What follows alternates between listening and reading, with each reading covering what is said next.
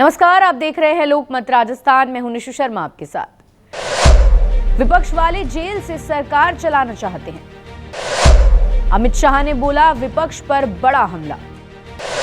धनखड़ के इस्तीफे और अन्य मुद्दों पर रखी बात। अमित शाह ने कांग्रेस के भी धागे खोल दिए। सोमवार 25 अगस्त 2025 को एक इंटरव्यू के दौरान गृह मंत्री अमित शाह ने कई मुद्दों पर खुलकर चर्चा की।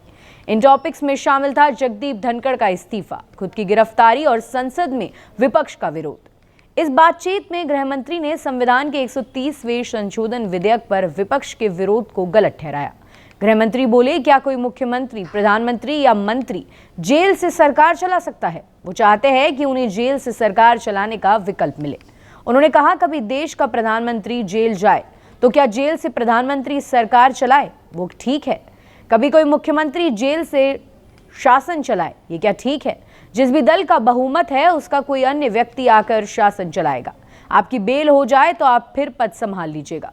गृह मंत्री इस दौरान बोले कि आज देश में एनडीए गठबंधन के मुख्यमंत्री ज्यादा है, प्रधानमंत्री भी एनडीए से हैं। ऐसे में इस विधेयक से सिर्फ विपक्ष पर ही सवाल खड़े नहीं होते, बल्कि हमारे मुख्यमंत्रियों पर भी सवाल उठेंगे। अगर फर्जी मामला है तो देश के उच्च न्यायालय और सुप्रीम कोर्ट आंखें बंद करके नहीं बैठे हुए हैं, वो जमानत दे सकते हैं। कांग्रेस सरकार में भी ऐसा प्रावधान था कि अगर सत्र अदालत ने किसी को 2 साल जेल की सजा सुनाई हो तो उस सदस्य की सदस्यता अपने आप चली जाती थी। उन्होंने दिल्ली के पूर्व मुख्यमंत्री अरविंद केजरीवाल को लेकर भी कहा कि आजकल नई परंपरा आ गई है। 2 साल पहले ऐसा कोई मामला नहीं था। आरोप लगने के बाद नेता इस्तीफा देते थे, रिहाई के बाद ही राजनीति में शामिल होते थे। मगर तमिलनाडु के कुछ मंत्रियों ने जेल में रहने के बावजूद मंत्री पद से इस्तीफा नहीं दिया। दिल्ली के सीएम और गृह मंत्री ने भी इस्तीफा नहीं दिया है और फिर बोले कि राजनीति को बदनाम करने और सामाजिक नैतिकता को इस स्तर तक गिराने के लिए हम इससे सहमत नहीं हैं। इस बातचीत में अमित शाह ने विपक्ष, खासकर कांग्रेस पर दोहरे मापदंड का आरोप लगाया।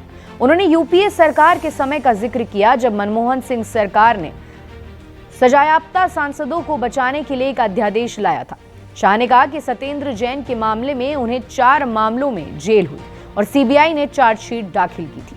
और फिर पूर्व उपराष्ट्रपति जगदीप धनखड़ के अचानक इस्तीफे पर गृह मंत्री बोले, धनखड़ जी एक संवैधानिक पद पर थे और अपने कार्यकाल में उन्होंने संविधान के अनुरूप अच्छा काम किया।